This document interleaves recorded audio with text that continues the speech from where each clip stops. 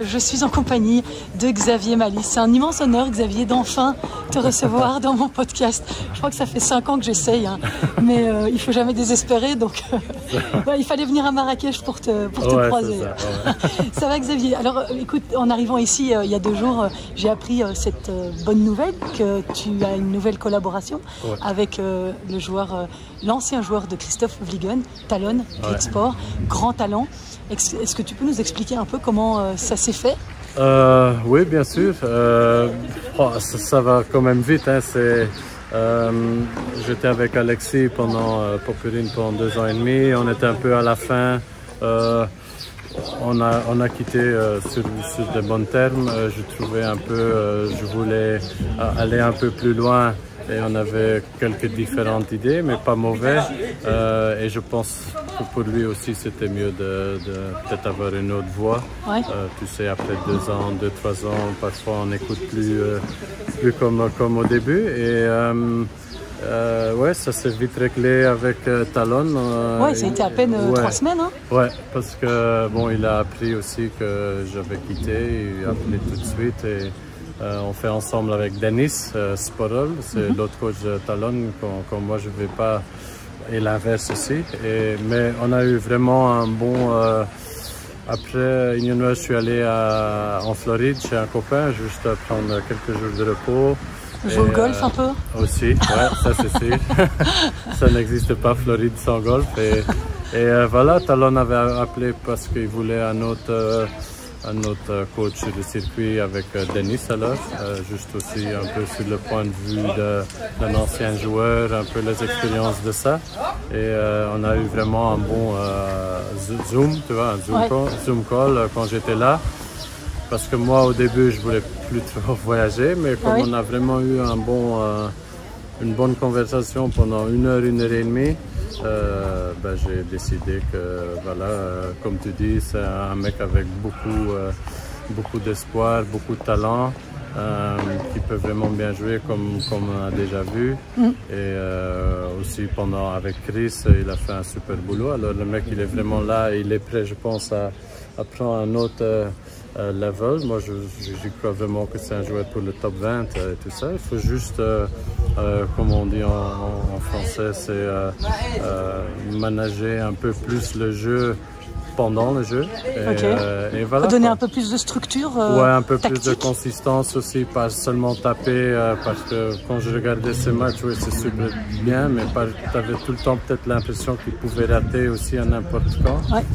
Mais bon, ça fait 2 jours que je suis là, on va pas tout faire en 1 semaine, mais c'est quelqu'un respectueux, je regarde beaucoup ça aussi, et je regarde surtout l'équipe. Il a vraiment une bonne équipe, avec Denis, l'autre coach, avec l'entraîneur physique qui est vraiment fantastique aussi, Seb Pisano, et voilà quoi. Et je suis intégré tout le temps, tout de suite, je veux dire, et on a eu des bonnes conversations, de tennis, aussi comment on dit, de la vie, sur la vie. Et ça me plaît, c'est une équipe qui rigole beaucoup, mais qui travaille sérieux, et ça fait plaisir de faire partie de cette équipe.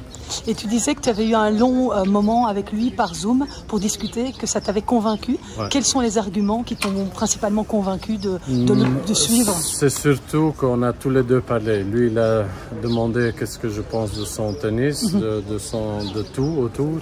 Et aussi, je voyais qu'il voulait vraiment y aller pour le top 20, quoi. Quelque chose, il avait vraiment les bonnes idées.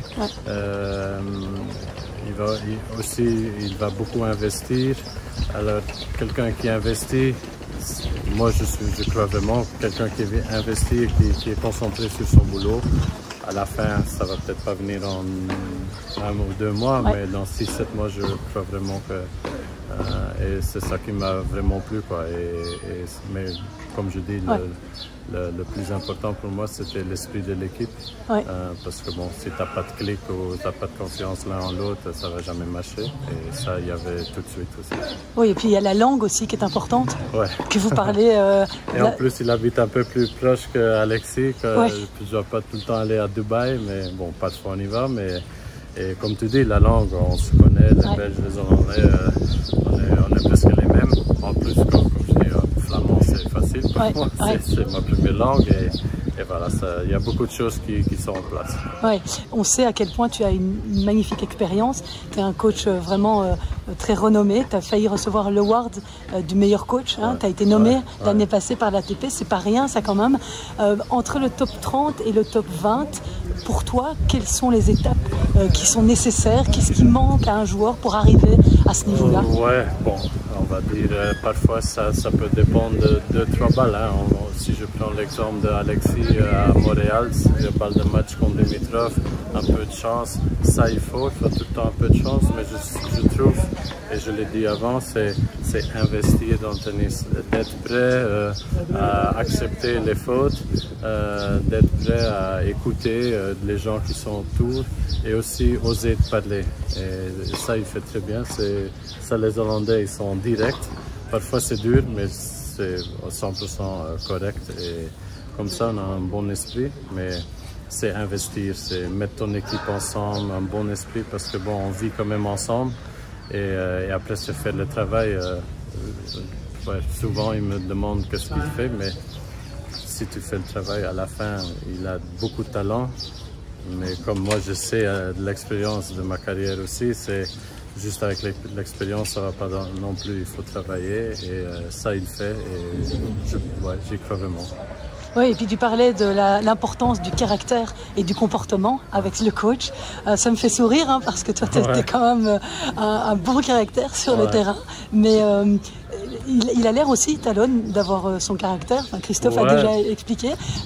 Comment tu gères ça Ouais, mais c'est pas. Je trouve que c'est mieux d'avoir du caractère, d'avoir rien du tout. Ouais. Alors, il faut juste, au bon moment, il devient aussi plus mature. Comme tu dis, je sais exactement qu'est-ce que parfois les joueurs sentent.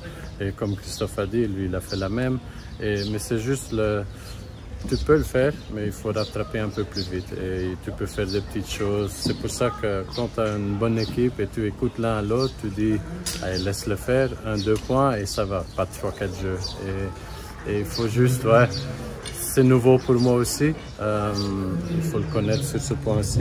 J'ai pas encore eu des matchs où peut-être il va péter un plomb, mais je suis pas le coach qui va dire c'est fou ces trucs, parce que si tu fais ça, ça va encore devenir pire. Il faut juste rester calme. L'autre coach, Denis, super calme aussi. Et ça commence là, quoi. Parce qu'il regarde l'équipe. Si nous aussi on fait le fou, ça va pas aller. Alors, tu restes calme, tu prends, mais tu apprends après le match aussi, quoi. Et combien de temps tu vas l'accompagner du coup sur le circuit? Tu vas partager avec Denis ou vous allez tout le temps deux? Non, on est Denis. Non, on va pas être tout le temps deux parce que c'est aussi parfois dur avec deux coachs. Pour lui d'abord, qui j'écoute, qui lance la balle, ça peut devenir un peu compliqué. Et je pense que on a dit ici et Monte-Carlo, on va à deux. Munich et Madrid, moi je fais. Et je pense Rome, Hambourg, peut-être ou Genève, Denis va le faire. Et sur les Grands Slams, on n'a pas encore discuté, mais ça c'est une discussion qui va venir dans les semaines qui viennent. Ici, il est tête de série numéro 1, donc tu commences avec un bon gros challenge, quoi. Non, mais c'est ça qui me fait plaisir, c'est avoir un nouveau challenge, tu vois. Ça, je pense que ça a bien marché avec Lloyd Harris, ça a bien marché avec Alexis, et je veux surtout aussi m'amuser, quoi. Le jour où je m'amuse plus, où je ne veux plus coacher. Et j'aime bien coacher, c'est un autre vue que j'ai eu pendant que j'ai joué. Mais j'adore, je suis beaucoup plus calme, plus relax. Ça serait sympa si je pouvais savoir ça il y a 15 ans. Mais bon, c'est la vie, on apprend. Mais j'aime bien. Et le plus important pour moi, c'est que je suis dans vraiment une équipe sympa qui veut aller pour le top. Et c'est ça qui fait plaisir. Et tu as parlé un peu avec Christophe Wiegen, qui est ton pote aussi. Ouais, j'ai parlé avec Christophe parce que aussi par respect à Christophe, parce qu'il était quand même, il a accompagné Talon pendant 10 ans, je pense.